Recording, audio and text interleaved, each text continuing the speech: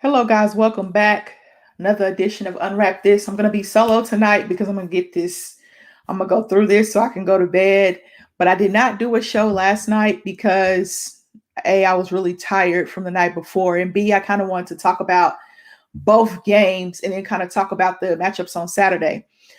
This is another episode of Unwrap This. What a game Memphis and Golden State gave us. I picked Golden State. Yes, I picked Golden State, but I picked them in a close one. Memphis really showed me a lot tonight. Ja Morant being aggressive on offense is what I love to see. I love to see that, but we'll talk about that here in a minute. We had a blowout. Indy and Washington was a blowout. The Wizards came to play. Thank you, Washington Wizards.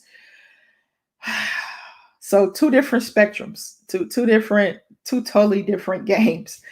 We'll get into those and we'll talk about the games on Saturday as well. Let's get into these sponsors. Let's get into these sponsors. So let's do this. RX Hemp. Check out rxhemp.com. Use the code RXHemp/USCN to get 10% off of your order, your entire order, by the way. Cool and warm therapy. Pay attention to the dosage. It's CBD cream. If it doesn't kick in, don't worry about it. It will kick in. We have Celebrity Believers. Perry got on here the other night and talked about it. I know Alex has been using it. Garrett from Iowa's been using it as well. And it's made with all natural products. So check out rxhemp.com. Use the code RXHemp/USN to get 10% off of your order. Next, we have the Patreon. Come join the Patreon. Patreon.com/unwrapsports. $1 a month, you become a fan, just general support. $5 a month, you get 10% off for the Teespring shop I'm getting ready to show you. And then you also get 24/7 access to our Discord chat. $10 a month, you get 20% off of that Teespring shop, Discord chat access, and then some signed memorabilia. You get put in the running for signed memorabilia. Not sure what's going to be for May yet, but we've already had a Keenan Allen jersey, which I won. Signed, by the way, a signed David Montgomery jersey that Garrett from Iowa won. I signed Ricky Williams. Miniature helmet, we don't know who won that yet. Perry has yet to tell us, but he will. He's also going to tell us what the May product is. So guys, please support the Unwrap Sports Network. Patreon.com/unwrapsports. Okay, that Teespring shop that I was telling you guys about.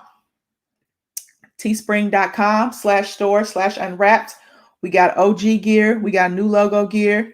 This is some new logo gear down here. That's OG gear, of course. We got LeBron gear. Oh, Spicy Queso's in the building. What's going on, Spicy Queso? Nothing much. How are you doing, Amber? I'm doing fine. I'm running through these sponsors really quick. The King has his own gear because a lot of people from Unwrapped are LeBron fans, including Spicy Queso. All right, we got some more new logo gear, and then all the live lineups have gear. This is my show, Ladies First. It has gear. It goes on Thursdays. My co-host for Count the Bucket, which will be airing tomorrow. Backside Banter gear for Michael and Connie. Come on. All right. And then we have a new show, The Long Ball Lounge with Jesse. So check out teespring.com/store/unwrapped. One more. And we get to talk about these games, Matt. One more. All right. Sponsor. A lot of betting. So if you put money on Golden State, if you put money on Memphis, congratulations. If you put the over on Ja Morant for his threes, congratulations. If you put the over on his points, congratulations. I think Steph probably had the over on his points. I'm not sure about his threes. But mybookie.ag, use the code USN100 to double your first deposit. The lucky lefty, Phil Nicholson, is leading the PGA Championship right now. So if you put your money on Phil and he can ride in the Sunday with that lead and win that major, then hey, congratulations to you. All right, guys, you can bet on any and everything. NHL playoffs going on right now. Like I said, the PGA Championship is going on. MLB, UFC every weekend. It seems like Dana White has them fighting every weekend. NASCAR, any and everything you want. Here's on mybookie.ag. Use that code USN100 to double your first deposit. All right. First subject of the night. The Wizards showed up. Spicy Queso, what you think about that? The Wizards showed up. Thank goodness. Yeah, I have to agree with you as well. It was a great title there. Wizards showed up, and they did. You know, they were embarrassed by the Celtics that first game. They laid a goose egg, and you kind of figured when you lay a goose egg like that, you know, you better come back. You know, that next game against which it turned out to be Indiana, you better come back with the fiery spirit. And I also think Scott Brooks came into that game thinking, I better coach these guys up, or else I'm going to get fired. So, I mean, you look at the way how the Wizards play. The Wizards just straight up dominated the Pacers. I mean, whether it was Westbrook or Beal, that Wizards team was clicking. I mean, the Wizards have been one of the hottest teams in the NBA as a whole. I believe there was a stat where in like the middle of April, they were like near the bottom of the East. And then they caught fire at the end of the season, winning almost close to 10 straight games. They're now here in the 8th seed, and now they have an opportunity need to be in the playoffs. And you know that's what the beauty of this play-in tournament was. I originally kind of looked at the play-in tournament as like like only for this season, but I mean the way how this play-in tournament turned out is very intriguing because we could see, you know, a team like Memphis who is a 9 seed, which we'll discuss later on, but also a team like the Wizards where it could be late in the season. They look at it and say, all we got to do is just get to 10. If we can get to seed number 10, we got opportunity. Luckily for the Wizards, they got up to the 8th seed, and they finished as the 8th seed. But overall, that game against the Pacers didn't have a shot. I mean, you kind of knew going into that game, the way how Washington was embarrassed against the Celtics, you kind of looked into that game and was like, Pacers, it was a good run. You know, good job being Charlotte, but there's no way you're losing to Beal and Russell Westbrook, especially after they had terrible performances against Boston. That's just that's just what you kind of expect. When you have good players and they have a bad game, you expect them to bounce back and have a good performance. I'll even throw in an example. Say if my favorite team's the Lakers, say if LeBron or Anthony Davis has a bad game 1 on Sunday against Phoenix, I expect them to have a bounce back game 2. Yeah. Just because they're that kind of players. That's what you expected from the Wizards. They had a horrible game against Boston. They lost out on the 7th seed. You know they were going to show up for that 8th seed to get that final spot. And they showed up. And they're fantastic. And I'm looking forward to seeing how much of a fight they can put up against Philadelphia. Yeah, I was so happy to see them show up. Now, Indy did have some momentum because they did blow the brakes off Charlotte. So they had some momentum rolling, even though they've been playing up and down all season long with injuries. Karis LeVert inserting him into the offense, but that's not really a big deal because he can get his own shot anyway. But if I'm Indy, right? If I'm Indy, Matt, and I'm going to this game against the Wizards, I'm feeling good about myself, right? Because you had that blowout. You had the blowout. I mean, I picked the Wizards to win. I think a lot of people picked the Wizards to win. But you had the blowout, right?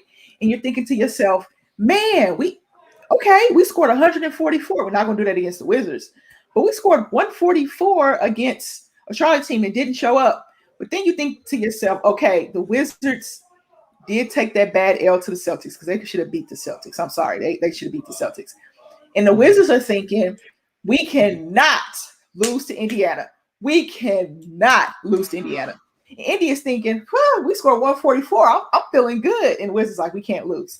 So I think the Wizards came out and hit Indy in the mouth, and they kept hitting Indy in the mouth and kept hitting Indy in the mouth. And Sabonis fouled out. But by the time he fouled out, it was a blowout anyway. This game was what I expected to see from Russell and Beal the first game against the Celtics. I don't know. I mean, Tatum went berserk, and you know that's going to happen. That's going to have to happen in order for them to even have a chance against the Nets, which I'm not giving them much of a chance. Brad Stevens isn't giving them much of a chance because of what the statement he made. So it's just the Nets just have too much. But I like what the Wizards did here. I'm happy they showed up. We got Russell Westbrook, 2 rebounds short of a triple-double. Bradley Beal showed up. Rui played very well. Bertans hit shots. That everybody was hitting shots for the Wizards. I mean, everybody was hitting shots. And I'm really happy for the Wizards. So now we get the Wizards and the 76ers. And, hey, you got Bradley Beal and Russell Westbrook. You might have a chance, right? you can have a chance. You have a chance for a game. Yeah, One game, maybe two. I maybe mean, two, unless yeah. Here's what I will say: the only chance the Wizards have against Philadelphia 76ers is if a big injury happens. Like I'm talking like when Derrick Rose got hurt in 2012 and playing Philadelphia. That's the only chance the Wizards have. Now, no, I wish no injury upon anybody. I hope it's a healthy series. I hope it all goes well for both teams. But for Washington to have a chance, I mean, it's going to take a miracle. I mean, they're going to have to find a way to shut down Joel Embiid, who's an MVP finalist, and Ben Simmons, who's a Defensive Player of the Year finalist. That's a hard task to ask. But I do think they will get one game. Now, I think two will be pushing it, but I could bank them on at least getting one, whether that be game 3 heading into DC down 0-2, or you're down 3-0 in game 4. Screw it. Let's just win one. Just win one. Yeah. So that's kind of how I see that going. Yeah, people might have this going 5, maybe 6, because you got Russell and Beal. Beal, I wanted them to win that game against the Celtics to give Beal that extra rest for his hammy. But it is what it is. But I am glad they showed up. I'm glad they showed up. Speaking of showing up, did you just watch that game? Oh, yes, what? I did. I mean, it was a phenomenal game. Back and forth. I mean, Memphis looked like they were controlling in the first half, and then the Warriors come back at the end. And I'm gonna be honest. That shot at the end by Draymond Green, what was that? What are you trying to do? This isn't a regular season game. This is to get an 8 seed, and you throw up that kind of shot. Here's the thing. It's a good-looking shot. He was open. Yeah. It's just what was that? Like that is an opportunity right there where everything went according to plan. Steph found Draymond wide open. He could have clearly drove through and shot it better, and he missed the shot, and they just couldn't recover in overtime. You know what I noticed about Draymond gets the ball, right? He gets the ball. When Steph gets doubled, he flashes to the middle. If he had a mid-range jump shot, I promise you teams would not – they would probably still double Steph, but they would come up more on Draymond, even though Draymond's a pretty good passer. Mm-hmm. Draymond could shoot that mid-range jump shot at the free throw line. Any other big is probably shooting that shot unless he has a straight path to the hole. And then he had a good path. I mean, he did, but he made the right steps. It's just I don't know what kind of shot he was trying to make. Like was he trying to lob it to the side, or was it just a miscalculation? Because that shot at the end right there, that has to go in. I don't care what kind of player. You could be a bench player with no minutes. You could be a starter or a superstar. You have to make that shot. Especially when it comes down to the wire. Warriors make that shot. They're in the 8 seed. They don't have to go through overtime. They don't have to worry about that. But they are punching their tickets to Utah and playing a best of 7. But instead, Draymond misses the shot. You go to overtime, and they run out of gas, and they fall short. And if you're the Golden State Warriors, this was a bad loss for Golden State. This was literally their opportunity to get the 8 seed. It was gift wrapped to them. Mm-hmm. It was like, all right, here you go. You have an MVP finalist in Steph Curry, and you get to play the Memphis Grizzlies. And you have home court, whether there's home field advantage with limited fans. It's at home. They have to travel to you. And you look at the Warriors, it's just a missed opportunity. And I mean, you look at Golden State. That's now 2 years in a row you've missed the playoffs due to injury. So. I mean, obviously, this upcoming season, when they get fully healthy, when Klay comes back, they're obviously going to be a team that's in the conversation. But you kind of look at the last 2 years, it's been some bad misses in the postseason. So how Golden State is going to build as a team as a whole, that's to be determined. But overall, I felt like it was good from both sides. John Morant was phenomenal. 35 points, 48% from the field, 50% from 3. That was a fantastic John Morant performance. And Amber, what did I say on our last stream? If Memphis was to win, what this means for the franchise? It's a good stepping stone. And John Morant showed, like he is the guy in Memphis. He is he is the man, and he proved it tonight. I mean, he was on the floor for almost the entire game, and he scored 35. I mean, he was the reason why Memphis went into Golden State, and they were able to win. Now, on the flip side of things, you look at the Warriors.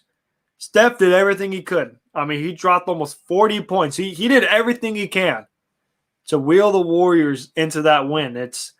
And you know that's been Steph the last 2 years. The last 2 years, Steph has done everything he could to wheel the Warriors in, and they just fall short. So I mean, you look at from on the Memphis side of things. This is a fantastic win for the franchise. This shows that Memphis is moving in the right direction. Their trajectory of going forward is going to keep on going. And then on the Warriors side of things, you know, I wouldn't say it's going down, but I mean the trajectory it's kind of on the flat line a little bit. Yeah, because Clay's not going to come back from that Achilles injury. Just speaking from experience and speaking from what Kevin Durant has said, into probably the All-Star break of next year. Because remember, he's coming off another injury, right? Alex won money. He's coming off of one injury and he hurt himself and now he has this injury. So you're not going to see Clay until probably 2022. That's what I am thinking, because he had surgery in November. So that's 12 months. And then Kevin Durant said, I still needed that extra time. I still needed a little time. Even Dwight Powell needed some extra time. Rodney Hood as well. So I would not, if I'm Clay, right, and I'm looking at my future. I'm looking at my future. I'm coming off of back-to-back injuries, and I'm getting a little older. I'm not saying Clay is old, but he's getting a little older. I wouldn't come back until I felt like, okay, this is what I can do. You know what I mean? This is what I can do, and this is I want to be as close to 100% as possible. Kevin Durant was the same way. All right, we got some bettors in here. Hedge did with 50. So, Alex, did you win any money or not? Oh, no, he didn't win money. Oh, Alex, but a lot of people lost money. He had some tough L's, and I'm sorry I have to do this, Alex, but it's not as tough of a loss as the Steelers last year. That was pretty bad. Sorry I had to go there, but had to. Sorry. I'm sorry, Alex. Thank you for joining the show, Perry. Thank you. I know you're at work, but for Golden State, we're looking at 2022 until Clay comes back. I'm just almost sure of it. Las Bass losing that route. Yeah. Hey, he hasn't said anything, buddy. And you look at Rodgers, this is the best situation to win. Watch May 24th when he's on ESPN. He'll say he loves Green Bay and he's staying. But this is his last year, though. That's the only thing I'll agree on. Not this year. Next year. Do you think that relationship is salvageable? Do you think he can salvage that relationship with? Oh yeah. We could definitely salvage it. Send Jordan Love to Atlanta. Get him Julio. We'll be just fine. Julio did say he wanted to play with DeAndre Hopkins today. So yeah, but why would he want to go to Arizona in the NFC West, the toughest division? Julio comes to Green Bay, Super Bowl trophy, coming to Lambeau Field. He said Rodgers will be starting for Jeopardy week 1 per Alex. So this is per Alex. This is Alex just dropped the Woj bomb. So he says that Rodgers will be starting for Jeopardy on week 1. But here's one thing I will say. I ran through Green Bay's schedule. If Rodgers starts, book it 14 wins. If it's Jordan Love season, 9 wins. You can book it. We can 9 book wins. 9 wins under Jordan Love. Now this is recorded, so we got everything we need. All right, we got all the receipts we need because this is recorded. So this is what he's saying. Jordan Love gets 9 wins. Aaron Rodgers goes 14-3. All right, but I am happy for Memphis. I'm happy for Ja Morant. I thought that Memphis is a better team when Ja Morant is aggressive on offense. Remember, they were missing Brandon Clark, but I like that Tillman stepped up. Michigan State guy, plays really hard. Tom Izzo guy. Desmond Bane hit some big shots there in the first half, and then at the end of the game, he had a dunk that pretty much sealed it. Ja Morant was Ja Morant. Dylan Brooks did a heck of a job on Steph. I know that people will say, oh, Steph had 30-some-odd points, 39 points, but Dylan Brooks did a really good job on Steph Curry. Grayson Allen hit 2 big threes in overtime. Of course, Tillman hit that big 3 in overtime. Tillman hit another big 3 in the fourth quarter. Taylor Jenkins got his guys ready to go, And they played their tails off there in the Chase Center. And I think if this game was played in Memphis might have won that game by double digits, just the way they played, the energy they had. They came out and hit Golden State in the mouth. Golden State came back, hit them in the mouth. And they was just exchanging punches, like a little boxing match. And then in overtime, Ja took over. Ja took over in overtime, and I was so happy that he was able to do that. Golden State was sloppy with the ball. Of course, in the third quarter, Golden State comes out and plays like crazy. Steph Curry usually goes crazy in the third quarter, so I was expecting that. I was expecting that flurry from Golden State in the third quarter. Now you look ahead, Memphis. We got Memphis and Utah on Sunday, probably. Yes, and then Golden State's going home. Golden State, 2021, 2022 is going to be a rough season for you as well, because Clay should not come back, in my opinion, until 2022. But I'm not a doctor, but it's going to be rough because the West is going to get better. It's going to get better. And here's what I will say for Klay Thompson. If I'm Clay, I would only play if I know I am 100% ready to go. Like if he's 100% ready to go 5 months from now, starting this upcoming season, go for it. I don't have a problem with it. But don't rush back. The key with so many injuries, and that's with all sports. Like I'll never forget watching. They were the Redskins at the time, now the Washington football team. When RG3, I believe in his second year or rookie year, was rushed back from his knee injury, I knew from the start that was a mistake. He had knee problems already in college. He had the same knee injury, and Washington decided, you know what, we're going to play him in the playoff game. I knew from the start it was a mistake, and what happens? He re-aggravated his knee injury, never the same player. He's a backup now around the league, but he could have been something. The thing with all these, when a sports player gets hurt, and with the severity of Clay's last two injuries, he went from an ACL to an Achilles. Those are very hard injuries to come back from. You lose a little step. Those are the injuries where you have to wait until you're fully 100% and then some. And like you mentioned, Amber, maybe he should wait by the All-Star break. But those are the injuries where just take your time. No need to rush back. Whenever you feel ready to go, And also, as long as you have doctor's clearance. If you're clear to play by the doctor and you feel ready, go for it. But don't feel like you have to rush back and play for the team. No. You're a franchise star. You can take as long as you want. Now, I will say, if it come next season and he's still not ready by All-Star break, then there's a problem with the recovery process. Then it's kind of like, all right, what's going on here? No, unless if the team stinks, if you got like no chance by the All-Star break, why even play? Just improve your draft pick. That would be the only way how that makes sense. But if he's ready to go, then I say he should play. But if he's not ready, no need to rush him back.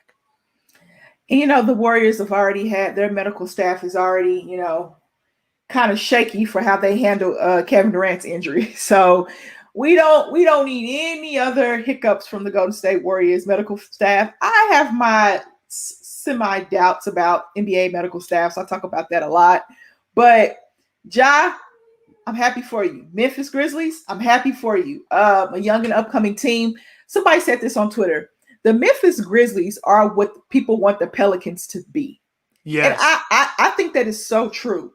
Yes, 100%. Because this is 2 years in a row, right? This is 2 years in a row that we've seen Memphis rise to the occasion and the Pelicans not.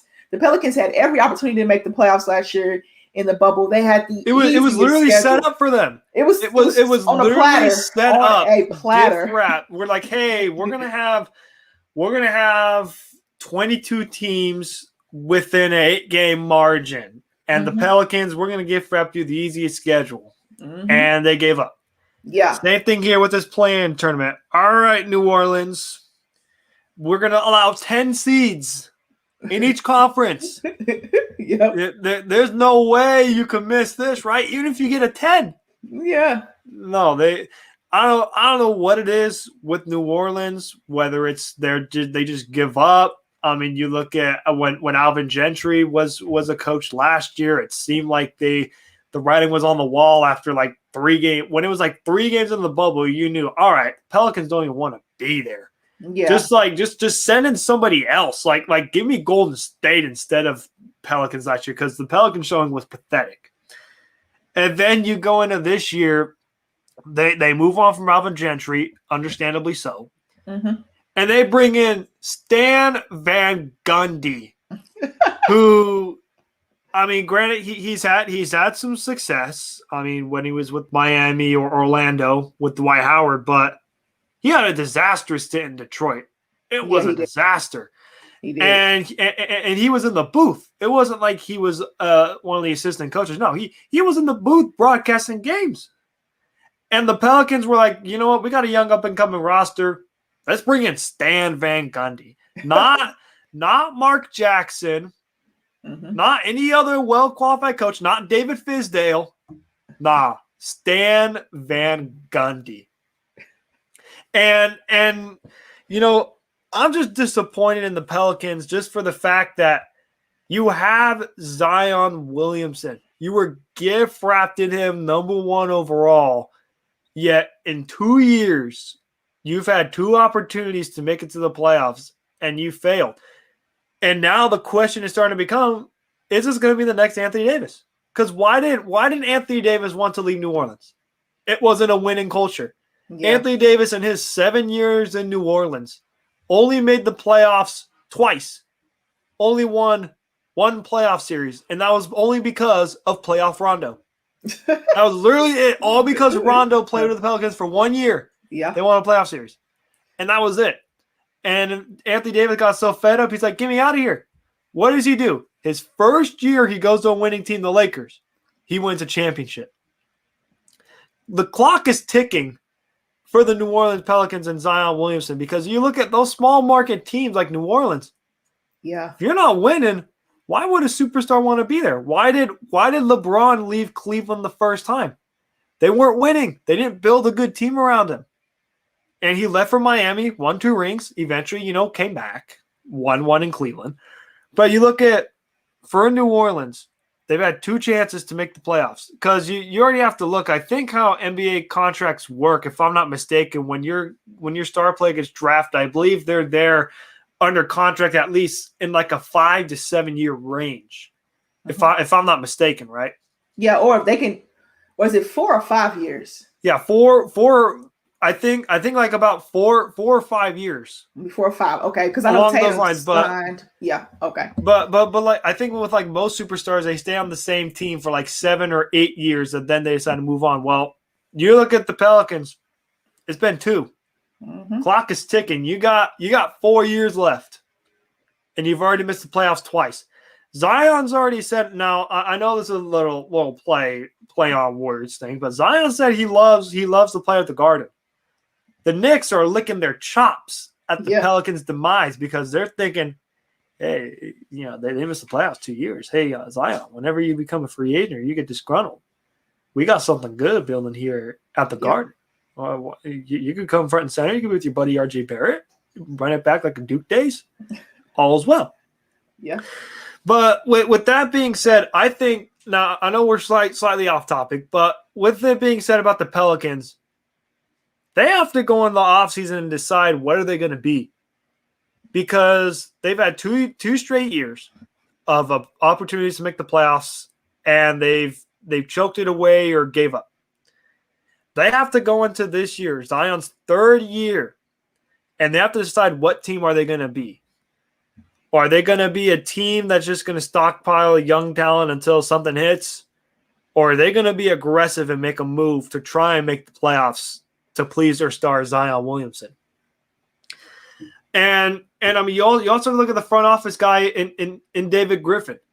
David Griffin was blessed with LeBron James, and he only won a title, and he didn't really do a lot in Cleveland. He just gets good credit because he had LeBron and he won a championship. He's been in New Orleans, and what has he really done in New Orleans? He got gift wrapped Zion on a platter because the Pelicans somehow won the #1 overall pick. That was crazy. And what was he the GM that also traded Anthony Davis, or was that the previous GM before Griffin came in? I think that before Griffin came in, that's when that Brandon Ingram and Lonzo Ball and Josh Hart deal came about. Was that before? I had to be before Griffin, I think. Okay, either just before Griffin or one of his first moves. So you're already in a situation where you already got this young talent and you got Zion. And the key about the NBA is it's all about the coach. If you were to rank wise with how a team is successful on the court, it's the coaching staff, then the players. If the coaching staff is great, the players are going to play well. I mean, look at how successful the Knicks have been. Tom Thibodeau, great coach. The New York Knicks players, phenomenal, fourth in the East. Then on the flip side of things, you got the Pelicans. Their coaching staff, not so good with Stan Van Gundy. Players, they had some bright spot players, but because the coaches, they missed the playoffs. So it's just one of those where the Pelicans need to find out who they are, because if they don't find out who they are, they're going to lose yet another superstar in Zion Williamson. And we'll be back on this same discussion in a couple of years saying, why superstars leave small markets. Like, I mean, if we're basing it off of that, I'm impressed the Bucks were able to retain Giannis. In my opinion, now this may be interesting, but I think Giannis made a mistake signing his extension. If I were Giannis, I would have put all the pressure on the Bucks and say, bring me some players that'll win now. Now, Drew Holiday, he was a good addition, but I think if the Bucks would have got Chris Paul, they would have been the number one seed in the East. Mm-hmm. They would have been a championship team. Now you look at the Bucks and say, they might beat the Heat, but we know they're going to lose to Brooklyn. So now if you're Giannis and say to yourself, I just signed a was it close to $250 million extension? Yeah. Giannis is looking at himself thinking, man, I just signed a $250 million extension just to get bounced in the second round when I could have gone to the New York Knicks with Julius Randle, all that young core, and be a top seed in the East. I always think if I'm a superstar caliber player, I always want to put pressure on a front office, especially if you haven't won anything and you can. Like if I were Giannis, if the Bucks were offering me that contract, I would have said no. I'll let you know in the offseason how I feel. Maybe if you offer me that after we win a championship, I'll think about it. But if we're going to be another second round exit, then I'm out. Like you look at now you look at Giannis. Now Giannis is kind of stuck. Yeah. Now he's stuck because if he gets bounced in the second round, which will most likely happen, unless somehow, some way Brooklyn just fails to perform, Giannis is going to be sitting there saying to himself, I'm now stuck here in Milwaukee. I just signed a $245 million contract, and I can't go anywhere. I can't demand a trade. One, because you're not going to trade your franchise player, and two, it's too much money to take in. So I think it's going to be interesting to see what will happen, with Milwaukee, if that said situation happens, or even with the Pelicans, how they're going to handle with Zion. But, it may be a little off topic, but the Pelicans, they need to figure it out. There comes a time to where you could play this young team game for so long until eventually, because fans are going to get fed up. The city of New Orleans or the fans of New Orleans are going to be fed up with the Pelicans because they're sitting there saying, hey, we have a superstar on our team. We were perfectly gift wrapped. We were gift wrapped Anthony Davis. We know we messed up with Anthony Davis. We know we didn't build a good team around Davis throughout our whole career. We know we made that mistake. And you get blessed with Zion Williamson. Literally plays the same position as Anthony Davis. And it looks like the same trend is happening. Except it's just with younger players. Instead of old vets, it's now young players. So the Pelicans, they need to figure it out, because if it's the third year and it's still the same stagnant, oh, here comes the Pelicans, another below 500 record, another 9th or 10th seed. just missed the playoffs. Yippee. They're going to be looking at it and saying heads need to be rolling. Like we're starting to get a point to where David Griffin might need to be on the hot seat for the Pelicans if he doesn't turn things around. If he doesn't get to the Pelicans in the playoffs next year, in year 3 of Zion, everybody should be fired. Head coach and front office. That's just me personally how I feel about it because like you mentioned, Amber, and I loved you mentioned that point of Memphis is what New Orleans should be. You know, Memphis is playing out of their minds, rebuild ahead of schedule, playing above expectations. And then New Orleans, they are playing disappointing basketball and below expectations. And they need to get it up real soon or else they're going to let another superstar come and go in that franchise. I really had high hopes for the Pelicans. ESPN pushed that narrative, that Zion narrative. They put them on TV as much as possible. ESPN, TNT, NBA TV. They even had them for the superhero game. Oh my goodness! And then they played them. I think it was their last game of the season or somewhere around there. It had to have been the last. I think it was last Friday. They played them in Golden State on TV. ESPN did, and I was like, why? They're not even in the play. They've been eliminated. Like, why put them on TV? And Zion was out. So the whole Zion was out anyway. I think the finger, he had already said he was out due to his finger and whatever. David Griffin blamed the refs and it's just whatever.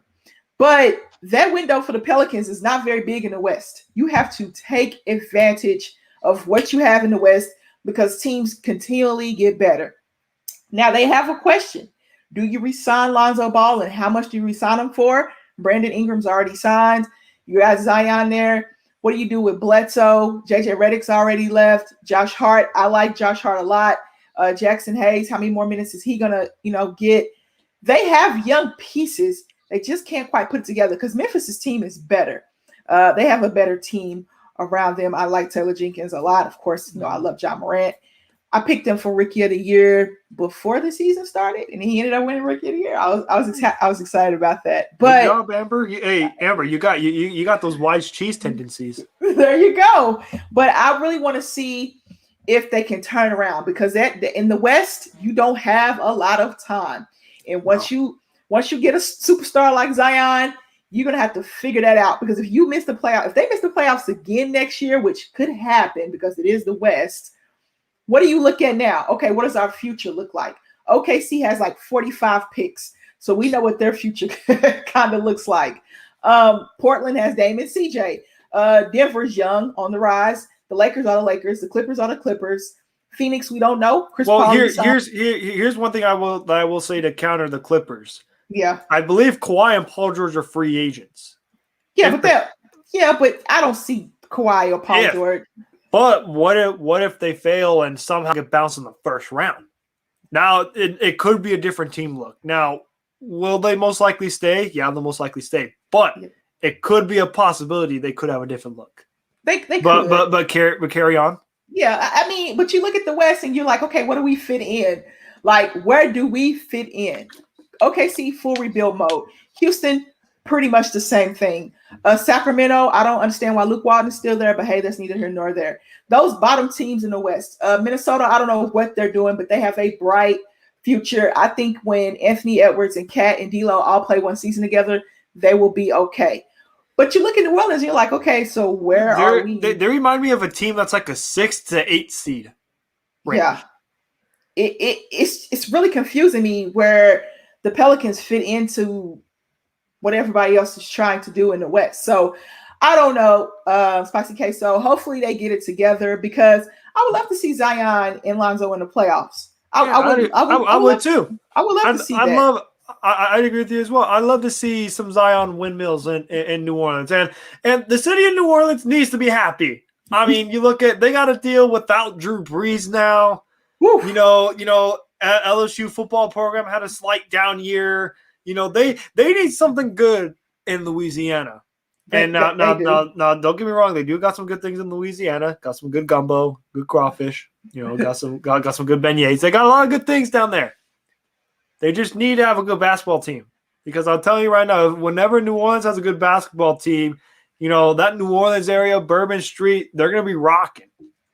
And especially when you have a big name like Zion Williamson, you get him in the playoffs, that Smoothie King Center is going to be rocking. So let's all pray and hope that the Pelicans don't mess us up like they did with Anthony Davis. Let's hope that they learn their lesson and they could hopefully build a good team around Zion. Because like you mentioned, Amber, they have good young pieces. Mm-hmm. You know, Jackson Hayes, Brandon Ingram, who's been fantastic, Zion Williamson. But then it's kind of one of those, like, you could sometimes have too much young talent. You need to bring in those vets. You need to bring in those. In my opinion, I think they need a better head coach. I personally don't like Stan Van Gundy. When I saw the Pelicans hire Stan Van Gundy, I just looked at that and said, why? Like, why would you hire Stan Van Gundy? There seem to be better options, in my opinion, for that kind of team. I felt like if the Pelicans were going to go that route, hire somebody who has been retired, I would have simply said, look at what David Fizdale did in Memphis. Like David, a lot of people forget David Fizdale, before he was set up for failure in New York, he was a solid coach in Memphis. He led him to a couple playoff appearances. I remember his famous stat line, take that for data. Like, David Fizdale was a solid coach in Memphis. Even though we kind of knew Memphis was a title contender, he made sure, like, he kept that grit and grind with, like, the final years of Gasol and Conley down in Memphis. Like, a lot of people forget David Fizdale was a fantastic coach. They just look at how he was in the Knicks, and he was not set up for success in the Knicks. Like, the Knicks at that time were putrid. They were awful. How do you expect somebody to have that much success? I mean, we're talking, you need to have the Zen master Phil Jackson or the Pistons coach Larry Brown to somehow bring success to that team. Like, nobody was going to be successful with that Knicks squad. And that's also in my way a public service announcement. For any NBA head coaches out there that are looking for a head coach, please give David Fizdale a second chance. Because I'll tell you right now, when David Fizdale had his time in Memphis, they were a consistent playoff team. If you need a coach that'll bring you a consistent playoff team, David Fizdale is your guy. And I hope he approves this message. Yeah, you heard it here first on Unwrap This from Spicy Queso. Spicy take from Spicy Queso. All right, Saturday action. I'm going to share my screen with you here, Matt, and we're going to look at some matchups on Saturday. Let's go ahead which is today for me and probably today for you. Today for me as well. Let's see some matchups we got in a couple hours. Pretty much. That's pretty much what we're getting ready to look at. All right. So Saturday, can you see that, Matt? Can you see that okay? It's a slightly smaller. Could you zoom in a hot second? Okay, let's see. Is that better? Yeah, that's good. All right, here we go. We kick it off with Miami, Milwaukee. We got Dallas and the Clippers, Boston and Brooklyn, and Portland and Denver. Am I not going to move from my couch on Saturday? What is going on? All right, let's talk about Miami and Milwaukee. I'm just going to tell you right now, I don't trust Milwaukee. I picked Miami to win the series in 6 or 7. I called it last year, and I was right. So I just do not, unless they prove to me otherwise, Matt, unless Eric Spoelstra will outcoach Budenholzer. You know it. I know it. He will outcoach Budenholzer. And Miami is probably one of the best, hottest teams in the NBA right now.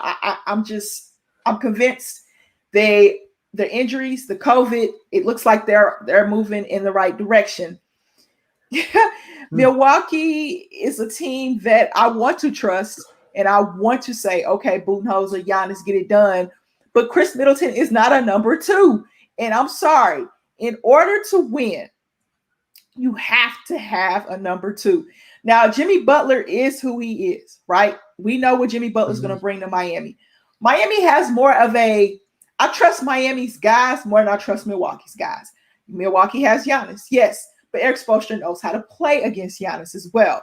So tell me, what do you think about this Miami and Milwaukee matchup? I think it's a good matchup. I did a podcast episode earlier today relating to this. For those of you guys that are listening, check out MCS Real Sports Podcast with me and my great co-host Caleb Conant. We had a special guest on. His name was Christian Morrissey. He agreed with you, Amber. He said he picked the Heat winning winning in 6 games. I'm going on the different side of things. Okay. I think Milwaukee's going to win the series, but I believe it's going to go 6 or 7 games. I just think Milwaukee is going to go into the series, and in a way try and get revenge, because you look at Milwaukee, they were, like you mentioned, Amber, they were embarrassed, they were mollywopped, like Stephen A. Smith said, hoodwinked, bamboozled, led astray, run amok. They were, you name it. Eric Spoelstra, he wasn't just running circles, he was running laps around Mike Budenholzer. And in my honest opinion, the Heat would have swept the Bucks if it weren't for Giannis's heroics in Game 4. They were lucky the Bucks did not get swept last year, because they were just flat out outman, outplayed, out everything. But I think what's different about the Bucks this year is they have a third guy. Last year it was just Giannis and Middleton. Now you got Giannis, Middleton, and Jrue Holiday. I think Jrue Holiday is going to be an important part of why the Milwaukee Bucks will win this series. You know what you're going to get out of Giannis. You know what you're going to get out of Chris Middleton. But Jrue Holiday, he's going to be the real difference maker here for the Milwaukee Bucks. If the Bucks want to win this series, Jrue Holiday has to play good. Because I'll tell you right now, if Jrue Holiday does not play good for the Bucks, like you mentioned, Amber, it's going to be the Heat in 6. But Jrue Holiday has to play good. And you also have to look at it. I think Mike Budenholzer is going to go into the series and say, my job's on the line. Yeah. Because I'm telling you right now, if the Bucks lose in the first round, not only in the first round, but lose to the same team again, you look at Miami, they're pretty much the same team last year that made it to the finals. Mm-hmm. And if you're the Bucks front office, you look at it and say, I just signed Giannis Antetokounmpo and we're a 3rd seed. We had an opportunity to get a 2 seed and we're a 3rd seed. We cannot afford to lose in the first round or else heads are going to roll. So I think Budenholzer is going to go into the series and say, I cannot get out-coached again or else I'm going to be out of Milwaukee and out of a job. So that's why I personally think Bucks will win this series, but I will say it will go the distance, 6 or 7 games, and it's going to be a good series that I'm going to look forward to watching. One, because, me being a diehard Green Bay fan, I like to see some Wisconsin sports succeed. I like to see them succeed a little bit. I want to see Milwaukee go far, maybe at least make it to the second round. I'd like to see that. I don't want them to see embarrassed like they did last year. I don't want to see that embarrassment. So let's see what happens. But this will be one of the best series in the first round. If you had to rank all the series in the first round, that Bucks Heat series is going to be one of the best ones to look forward to, just because of what happened last year in the bubble and how badly embarrassed the Bucks were by the Miami Heat. The 3-6s in both conferences, Portland, Denver, and in Miami, Milwaukee are great. All right, those are going to be great series. All right, let's move on. Dallas and the Clippers. This is another rematch, man. What's up? This is another rematch. I think the Clippers are different, and I think Dallas is different. I think one team, if KP cannot be their second guy for Dallas, it's going to be very difficult for them to beat the Clippers, because I think that Kawhi and Paul George are on a mission. You add playoff Rondo, that is a real thing. Morris is one of the tops in the NBA in shooting. Zubac is playing well. Reggie Jackson is playing extremely well this season. Shout out to you, Reggie Jackson. I like the Clippers in this series, probably in 6. I'll say 6. I'll give Dallas 2. But if it went 5, I would not be surprised. I think Paul George is tired of hearing about his playoff performance. I think Kawhi comes out. I think Paul George comes out. Ty Lue's a different coach than Doc Rivers. I think playoff Rondo shows his value. Reggie Jackson steps up. Zubac steps up. You got Serge Ibaka now. Batum has played pretty decent this season. I like the Clippers in this 5 or 6. It will not go 7. I'm just banking it won't go 7. I would probably put my car on it, and my car is paid off. I'll put my car on it and say it won't go 7. It could go 5 or 6. KP's health bothers me. Luka cannot do it by himself. That's going to be very difficult. That's a lot of energy exhausted for him. Now, Jalen Brunson, Finney-Smith, Richardson, and others have to step up for him. And Tim Hardaway Jr. is playing very well this season. I think the Clippers are on a different type of mission this year. I think it's been too quiet there in LA, and they are slowly but surely putting together a good season, good solid season for the Clippers. Now they did avoid they don't want to see the Lakers until they don't want the smoke. Yeah, they don't want to see them to the conference finals, and I mean that's what everybody wanted last year. I don't blame them for that. I don't blame them for avoiding Portland. I just don't. Because that Portland-Denver series is going to be a good one too. We're going to get to that one in a minute. But I got the Clippers at 5 or 6. It will not go 7. What's your thoughts on that? Yeah, I agree with you as well. I said in my podcast episode, I said Clippers in 6. Okay. I feel like this is a series where the Clippers are going to come out and show that what happened last year was a fluke. It was an embarrassment what happened last year, and they're going to come in with the vengeance. But I will say it will depend on the health of Porzingis. If Porzingis is not available this series, yeah, it's going to be a sweep or a win in 5. But if there is a healthy Porzingis, I do believe it will be a Clippers win in 6. But I will say it will not go to 7. Now, Amber, that's pretty bold. You saying you'll put your car on it with it being paid off too. That's a lot of confidence there. But I agree with Will. I don't think it goes to 7. I think it'll go to at most 6 games. And I think the Clippers have to get it done. It's not like, they'll get it done. They need to get it done because they got free agents in the offseason. This could possibly be a different looking team if things don't go well for the Clippers. Yeah. So you better win this series in 6. And you better not have it go to 7 because I'll tell you right now, if this series goes to 7, people are going to question the Clippers. They're going to question and say, "Oh, what's up with the Clippers? Like, you got Paul George and Kawhi Leonard. How is Luka and Porzingis pushing you to 7?" Now, a lot of people understand if it's the Jazz or if it's the Lakers pushing you to 7 or Denver pushing you to 7. But the Mavericks? Really? That took you 7? They're looking at it differently. But I'd say Clippers in 6. They'll move on to the second round. All right, the next matchup, and I'm really torn about how many games this will go with Boston and Brooklyn. I think Tatum will get them one, but I wouldn't be surprised if Brooklyn just came out and put their foot on people's necks because people have been talking so much noise about Brooklyn. If they had Jaylen Brown, I would say I would for sure give Boston maybe 2 games, but the scoring for Brooklyn is going to be a lot for anybody to deal with. And Brad Stevens has already proclaimed that his team basically doesn't have a chance. He basically said that when they asked about Brooklyn, when they asked him about Brooklyn, he said that, not in those words, but he basically just said, "Hey, you know what? Brooklyn's a great team. They got the greatest balanced scoring I've ever seen between 3 guys." And he said, "We've been riddled with injuries all season, and we got Jason Tatum, Jaylen Brown's out. We still got Marcus Smart." Boston doesn't have enough scoring to keep up with Brooklyn, which is a lot of teams in the NBA. Most teams in the NBA don't. But Tatum is going to see what it feels like to go against a 3-headed monster. They're going to be healthy. And he's the only person. Kemba can get you those numbers. Can Kemba score 30 with Jason Tatum's 30 just to keep Boston in a game? I mean, that's what's going to have to be because you have no Jaylen Brown. Marcus Smart's not going to score 30. He might get you 20. You see what I'm saying? He might get you 20. But other than that, nobody on their team is capable of scoring 30 besides those two players, minus Jaylen Brown. So I got Brooklyn in 5. If it goes 6, okay. So they're going to win in 4 or 5. I just jump and sweep.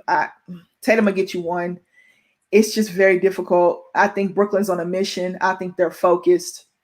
I think they're tired of the noise. And they haven't really been, like the Clippers last year. People were saying Clippers last year were talking. The Brooklyn Nets haven't talked. They just been, you know what? We haven't been healthy.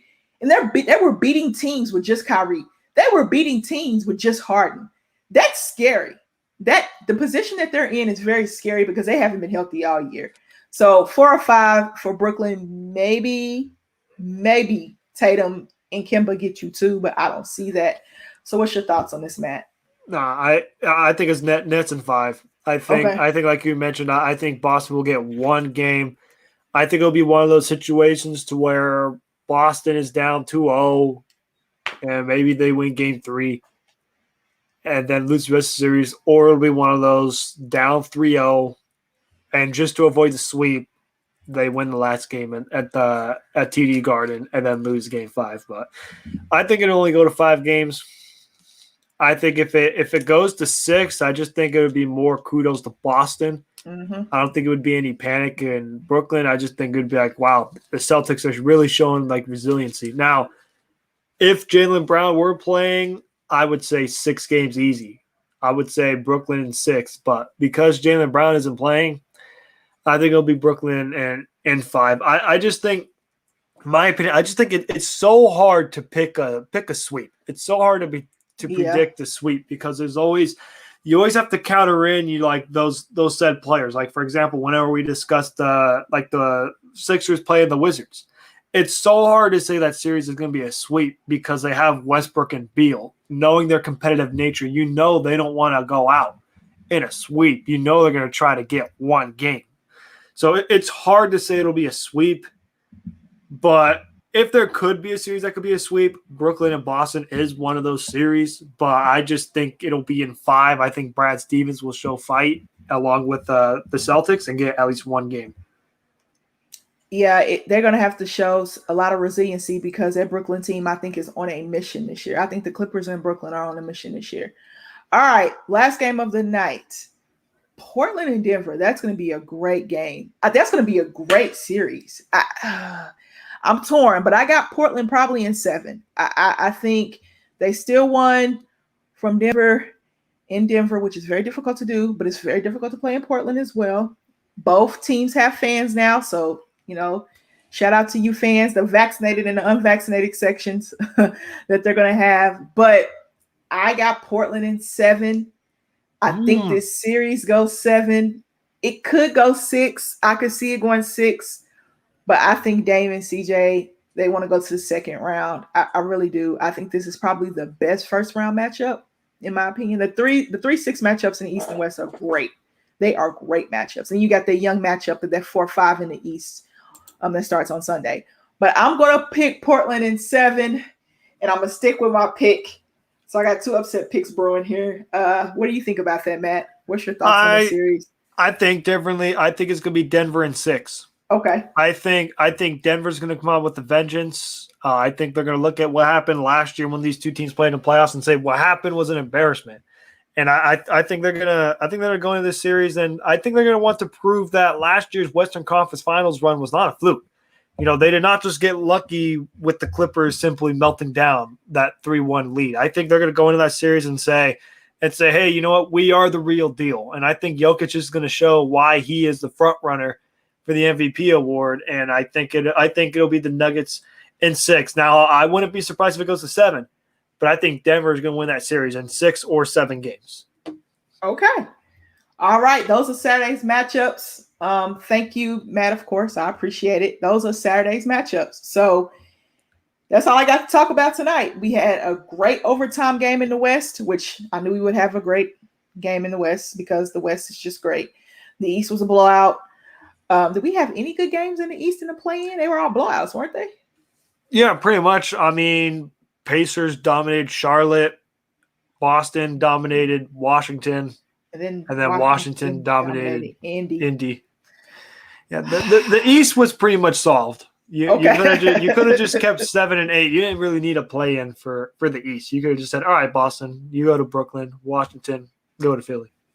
Yeah, but the West is where it was all about. That was where you saw that was where you saw LeBron's clutchness. As Shannon Sharpe would say, I'm gonna try to give a good impression. Oh, go James! James with the clutch shot. Gotta have a goat head with it. Gotta have the goat head with the shirt on. Oh, that goat James strikes again. Goat James struck. Yes, Father Time was not there yet. He did say he saw 3 rims. I say cap. I think he saw 2. I think he only saw 2 rims. LeBron and his narratives. Okay. You gotta sell it. Hey, I like the sell job. And then you also look at it. Memphis and San Antonio. That was a back and forth. That was it looked like it was gonna be a blowout. Then San Antonio came back and made it a game. Memphis edged it out. And then you look at just tonight's game between Memphis and Golden State. That was a crazy, hectic game. That was down to the wire, down to the final shot in regulation that was missed. And then Ja Morant took over overtime, proved that he is the best thing that has happened to the Memphis franchise in a long time since in my opinion, the Mike Conley, Marc Gasol era. Yeah. I think what Memphis has is something special. Now, I know this is a baseball reference, but what the Grizzlies have, it kind of reminds me of the Atlanta Braves. Before the Atlanta Braves you see as successful as today, a couple years ago, they were young and on the rise. A young kid by the name of Ronald Acuna came up in the league, and a lot of people thought the Braves were, a year away. They weren't ready to make the playoffs, but what happens? Acuna has a great year, and the Braves were clicking, and they win the division, and they surprise expectations. This is kind of how Memphis is rolling right now. They're a young team, not a lot of expectations, and yet here they are as the 8th seed facing up the Utah Jazz. Now, let's hope Memphis continues this projection forward as they're going right now, and maybe one day they'll be one of the teams to beat in the Western Conference when teams like the Lakers, the Clippers get older, when Phoenix and Chris Paul get older. Depending on what Portland does with Dame and CJ, maybe Memphis could be that next team up. Let's hope they continue their good projections, and let's also hope that we get some good playoff matchups this upcoming Saturday, because there are some very intriguing series to watch, and I'm going to be paying attention to. You already know I'm going to be paying attention to that Lakers-Suns game on Sunday. You already know I'm paying attention to that series. And you already know the basketball chat as a whole is going to be all eyes on the Lakers, because if the Lakers crumble, that chat's going to go off through the roof. If the Lakers succeed, just know. Oh, goodness. Either way, you Lakers fans. Either way, the chat's either going to go up or it's going to go down. There's no in between. Yeah. But I think that, and we'll talk about Sunday's games today. Well, of course, today's Saturday. So we'll talk about Sunday's games after I recap all the games from Saturday. We'll talk about some Sunday matchups as well. But I appreciate you, Matt, as always. I have to go to work in the morning. It's just what it is in a couple hours. And I just wanted to get on here, talk about those two games, talk about Saturday's action, because I didn't come on here on Thursday. I kind of wanted to wait and do everything together. I knew Memphis and Golden State would be a good one. I knew it would be a good game. They did not disappoint. They didn't disappoint. Let me shout out some sponsors, and I'm going to get off here and get some kind of sleep, hopefully. All right. MyBookie.ag. A lot of betting going on. If you put your money on Memphis, congratulations. Ja on the points. Ja over on 3-pointers. Curry on points. Probably Draymond on rebounds. Valanciunas probably on rebounds. It just depends. All right. I don't know what the betting lines look like. I'm trying to stay away from that, but I will get back into it because I got a little carried away. Just a little bit, Matt. Just got a little carried away. So MyBookie.ag. Use the code USN100. Double your first deposit. Join the Patreon. $1 a month, a fan, general support. $5 a month, become part of the family and get 10% off of that Teespring shop. 24/7 access to Discord chat. $10 a month, VIP. 20% off the Teespring shop. Of course, Discord chat access. And then you get put in the running for signed memorabilia. So patreon.com/unwrapsports. Next, we have that Teespring shop. All the live lineups got gear. We got OG gear as well. I'm going to start wearing my gear every day. I just have this Thunder shirt on because I took a shower and I'm ready for bed. So this is my sleep gear. But I'll be wearing my OG gear. When I do my live show, I wear my gear and I drink out of my little coffee cup. So check out teespring.com/store/unwrapped. They have LeBron gear on there as well if you're a LeBron fan, like most people in our chat are. Last but not least, RX Hemp. If you have sore, achy muscles, we got CBD cream made with all natural products. It has a dosage on it as well, so pay attention to that.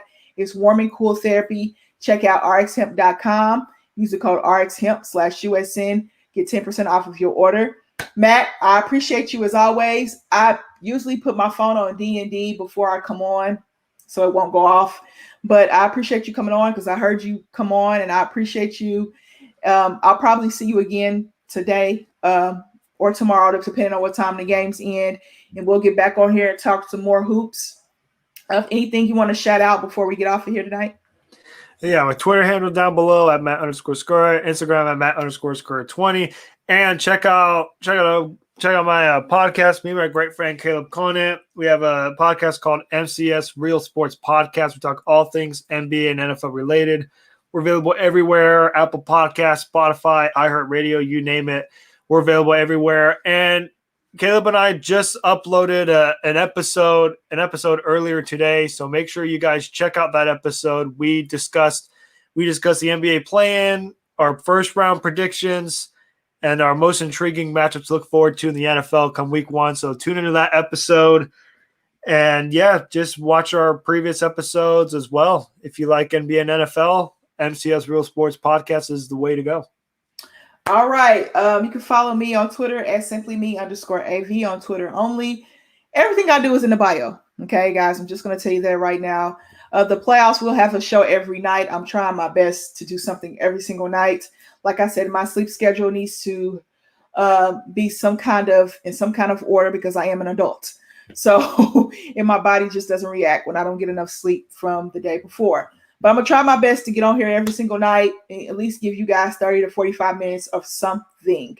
I thought I was going to be solo tonight, but Matt joined me, and I appreciate him as always. But we'll see you again in another probably 24 hours, maybe. We'll see you again, same place. We appreciate you guys so much, and see you later.